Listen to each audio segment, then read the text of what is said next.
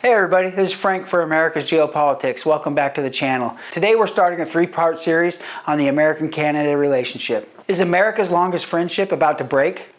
Canada and the United States share the world's longest undefended border, a trade relationship worth over $800 billion, and a deep military alliance. But with Trump back in office, tariffs returning, and diplomatic tensions rising, are we headed toward the biggest rift in modern history? In part one of our three-part series on the Canada-U.S. relationship, we'll look at how it was built, how it's breaking, and whether it can survive. Before we dive in, if you want to stay ahead of global power shifts, hit that subscribe button and turn on notifications. Also, leave a comment and let me know. Will Canada and the U.S. stay strong allies? Are we watching the beginning of the end? And if you want to support the channel, check out the links in the description below. Before we talk about today's tensions, we need to understand how we got here.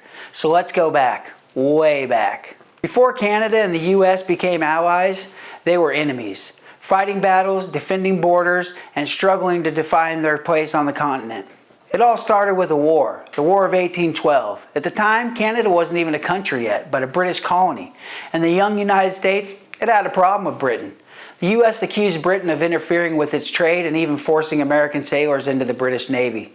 So in 1812, the U.S. declared war on Britain, and by extension, on Canada.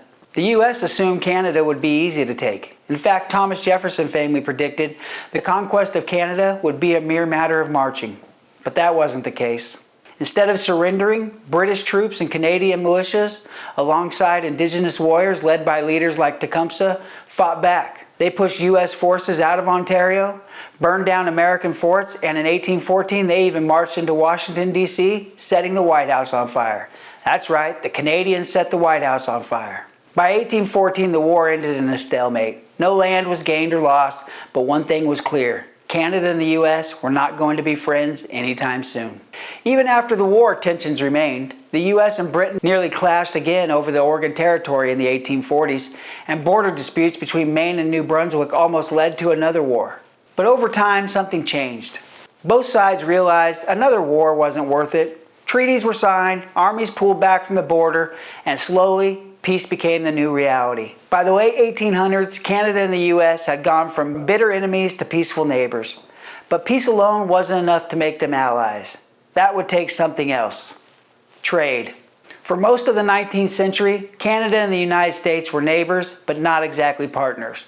Trade between the two was sporadic, but as tensions from war faded, both sides realized something. Working together made more sense than fighting. The first major step toward economic cooperation came in 1854 with the Reciprocity Treaty.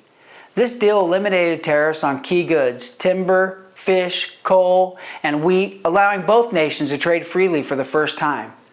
For Canada, this was an economic lifeline. It meant easier access to American markets, more investment, and a growing economy. But the deal didn't last. By the 1860s, the U.S. had changed. The Civil War forced America to focus inward, and by 1866, the Reciprocity Treaty was scrapped as the U.S. turned protectionist, growing its own industries instead of relying on Canadian resources.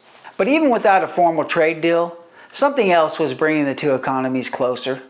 Railroads. In the late 19th century, rail lines like the Canadian Pacific Railway and the U.S. transcontinental routes connected Canadian industries to American buyers. American investment poured into Canadian industries, especially timber, mining, and manufacturing. By the early 1900s, the U.S. was Canada's largest trading partner. Trade made Canada and the U.S. partners, but security made them allies. Today, their militaries are deeply integrated, but this wasn't always the case. In fact, just a century ago, Canada and the U.S. barely had any military coordination at all.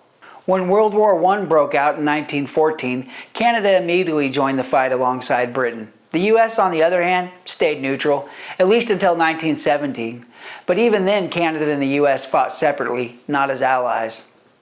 Then came WW2. In 1939, Canada was once again in the war early, standing with Britain. But this time, things were different.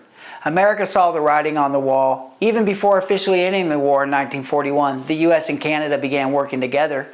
In 1940, the two leaders signed the Augsburg Agreement, creating the Permanent Joint Board on Defense, the first step in what would become a fully integrated military alliance. Military alliances can survive wars, but can they survive politics? Under Trump, U.S.-Canada relations are being tested like never before. Tariffs, trade wars, and personal clashes, Did Trump break the alliance? That's what we'll cover next time in part 2.